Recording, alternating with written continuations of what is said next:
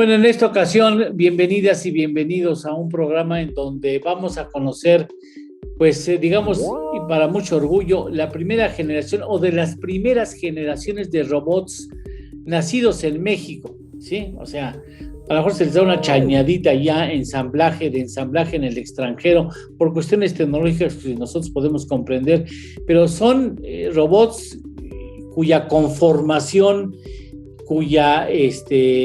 cuyo software, cuya diseño en cuanto a inteligencia ha nacido de mexicanos, y me da mucho gusto que podamos conocer a uno de los padres de esos modelos de robots que ya están prestando servicio no solamente en México, sino en otras partes del mundo, aquí en Universo Pyme, Periodismo Útil, los detalles.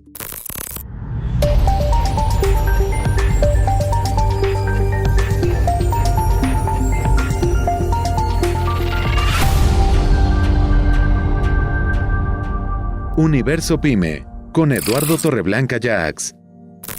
¿Cómo estás, Mauricio? Mauricio Corona, gracias por concedernos esta entrevista. Muchísimas gracias, Eduardo. Pues muy contento de estar aquí en tu programa. Muchísimas gracias por tenernos.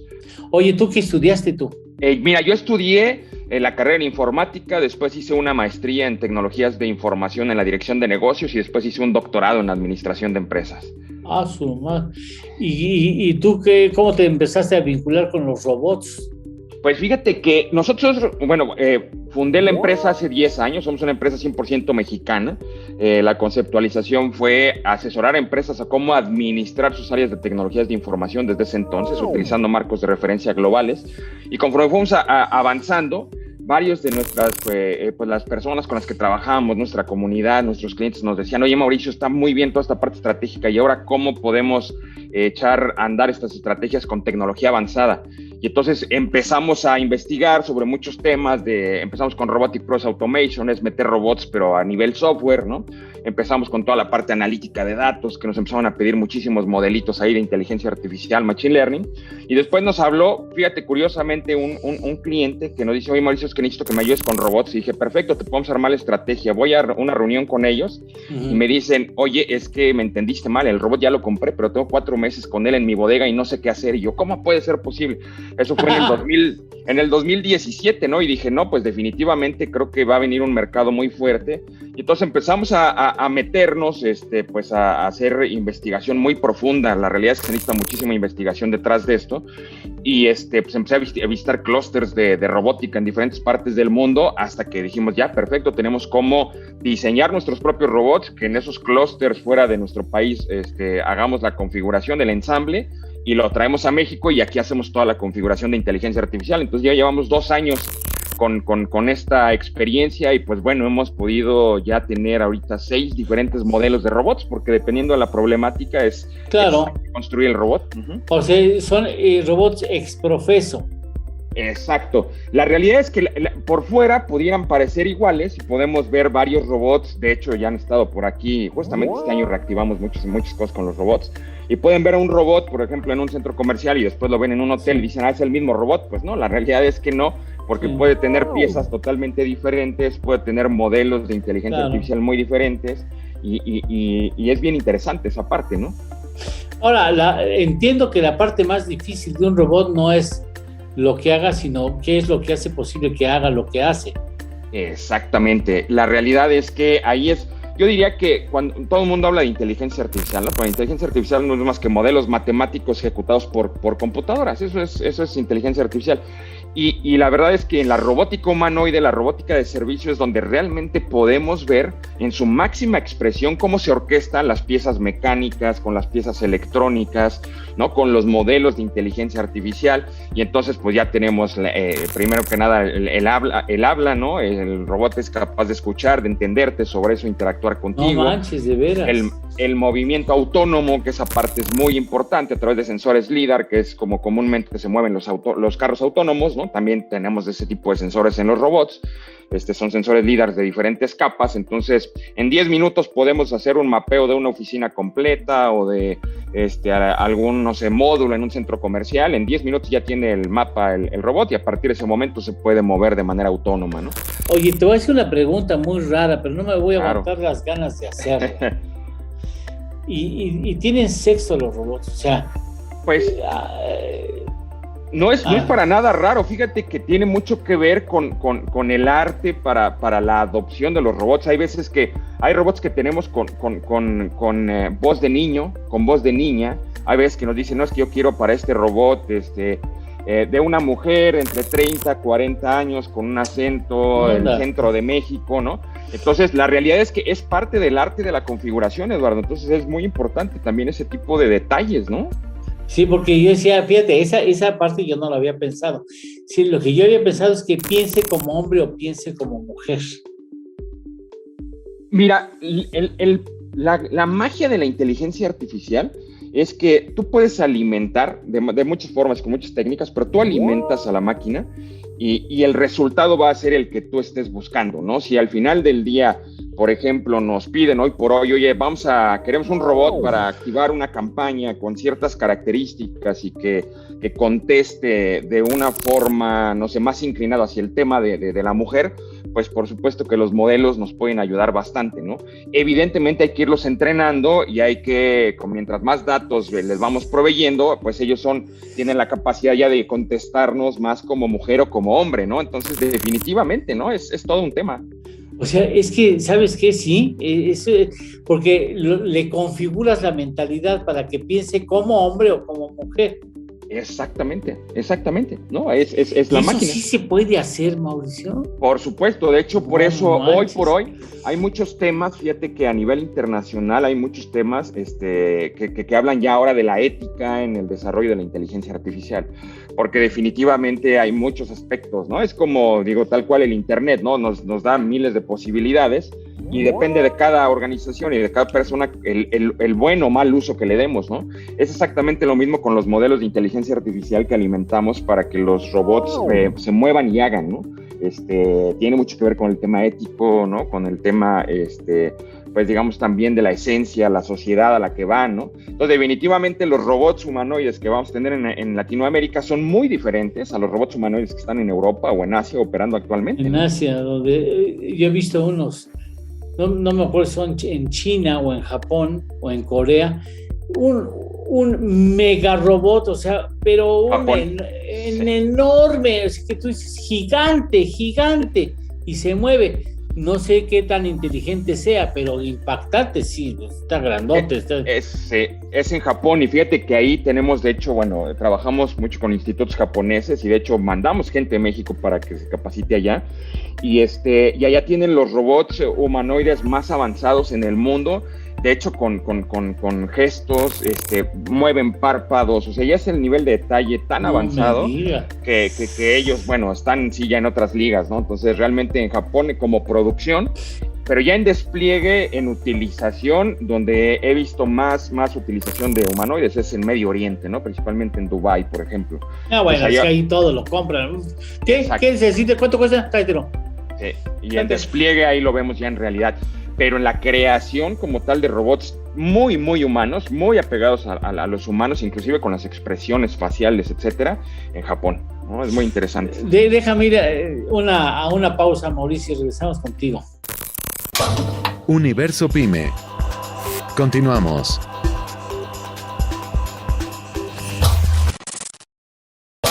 Universo Pyme. Regresamos. Oye, Mauricio, estás grueso, maestro. O sea, ya hacer todo eso. ¿Qué tan preparado está el mexicano? Digo, a mí no me cabe la menor duda que estoy hablando con un big leaguer de la robótica. Tú eres muy joven, o bastante más joven que yo, y no te tocó ver los supersónicos en la televisión. No, claro que sí, por supuesto, sí. Sí, los veía. No es la primera generación. No es la primera generación. Muy probablemente. Sí, no, pero bueno. Robotina, ¿te acuerdas de Robotina? Sí, claro, sí, por supuesto.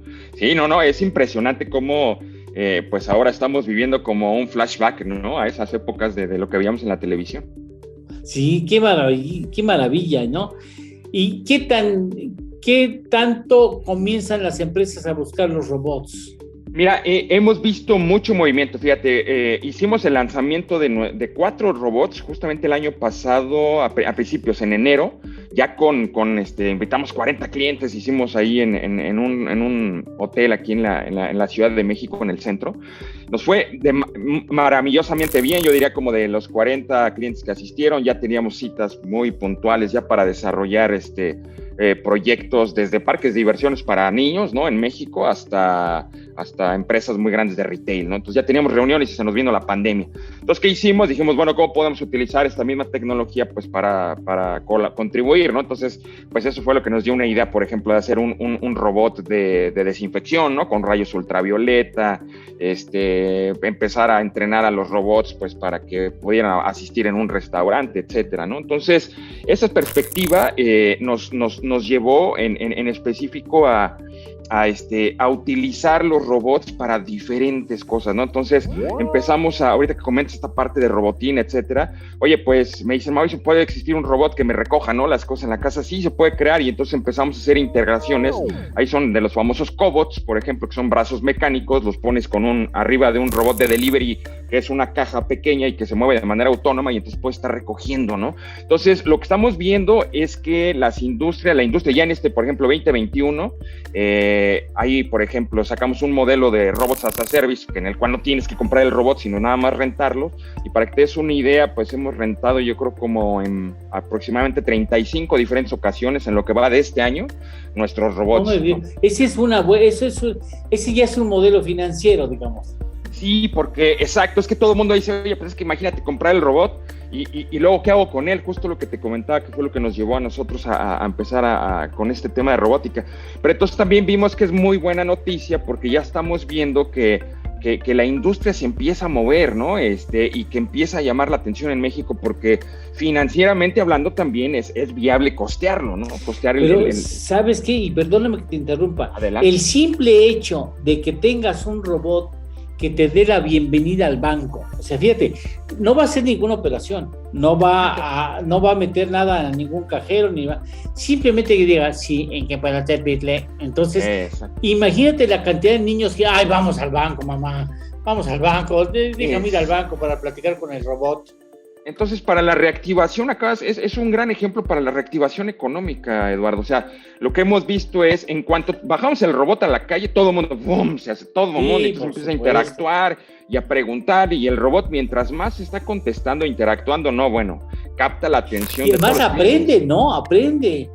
Exacto. Tú puedes programarlo ¿para qué? Para que al final del día, por ejemplo, te dé toda una lista y te dé lo que los famosos les llaman los insights, ¿no?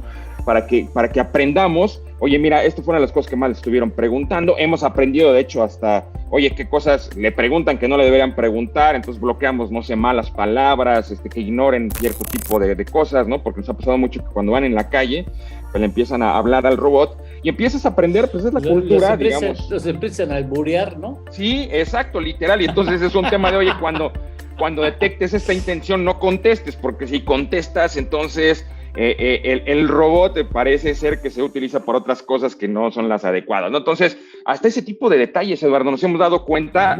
Afortunadamente, hasta que sales a campo no te empiezas a dar cuenta de todo esto, ¿no? Entonces, la verdad es que estamos muy contentos porque la respuesta cada vez es mayor, ¿no? Y entonces de repente nos invitan a la activación, no sé, en un hotel boutique, y entonces llevamos los robots y interactúan con los huéspedes. Es muy interesante, ¿no? Y niños, jóvenes, adultos, todos se quedan. Es una maravilla. Fíjate que precisamente, si me lo permites, vamos a ir a un comentario de Mauricio Barragán, quien nos habla sobre modelos de trabajo híbrido, que algo tiene que ver finalmente con tecnología, que tú mejor que nadie lo sabe. De ahí nos llegamos a una pausa y vamos a la última parte de esta charla, que ha sido muy interesante contigo.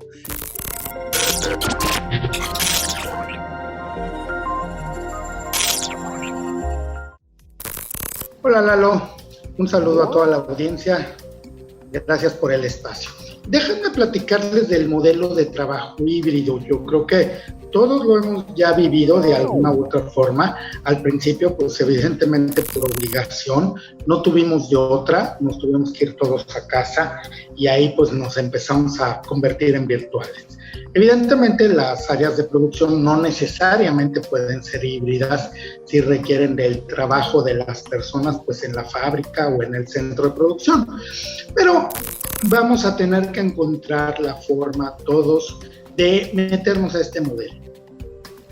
Al principio a los empresarios, a los directores, a los gerentes nos dio mucho miedo. Lo primero que pensamos es la productividad se va a venir abajo, los resultados, la gente pues no va a cumplir con sus objetivos y sorpresa, en la mayoría de los casos fue totalmente lo contrario. Y lo dicen muchas encuestas, no solamente lo digo yo. Se habla de que la productividad en muchos casos ha aumentado, se habla de que los empleados han tenido mayor compromiso y esto es lógico porque la gente se ha sentido un poquito más libre de actuar. El tiempo de los desplazamientos y más si quienes están viendo esto viven en una ciudad como la Ciudad de México, Monterrey, Guadalajara, saben perfectamente de lo que hablo, ¿no? Los tiempos de desplazamiento, la improductividad de pasar 2 horas en el tráfico, 3 horas en el día. Entonces, lo que viene por delante a nivel mundial es que este modelo va a permanecer. Creo que todos nos vamos a volver híbridos y es una buena forma de que vayamos adaptando nuestro trabajo a este tipo de actividades. Les recomiendo entonces que vayan previendo cuestiones pues como los recursos materiales, como pueden ser los equipos de cómputo, los equipos de seguridad física para ver, por ejemplo, que la gente que está yendo pues realmente está en buenas condiciones de salud. Hay ahora estos medidores de temperatura, hay políticas y reglas para que los empleados informen si han tenido situaciones de riesgo. Entonces, bueno, evidentemente hay que tener controlada aquellas ocasiones en que los empleados sí asistan a la oficina. Hay que tener una buena red de comunicación, sistemas de comunicación donde los empleados puedan interactuar con sus clientes o con sus compañeros de una manera eficiente, segura. También hay que reforzar la ciberseguridad porque ahí estamos pues, todos expuestos a que los ciberdelincuentes nos ataquen. Entonces, en resumen, vayamos preparando cada día más nuestra organización para trabajar en un modelo híbrido y parece ser que nos va a dar buenos resultados a todos. Muchas gracias. Universo Pyme. Continuamos.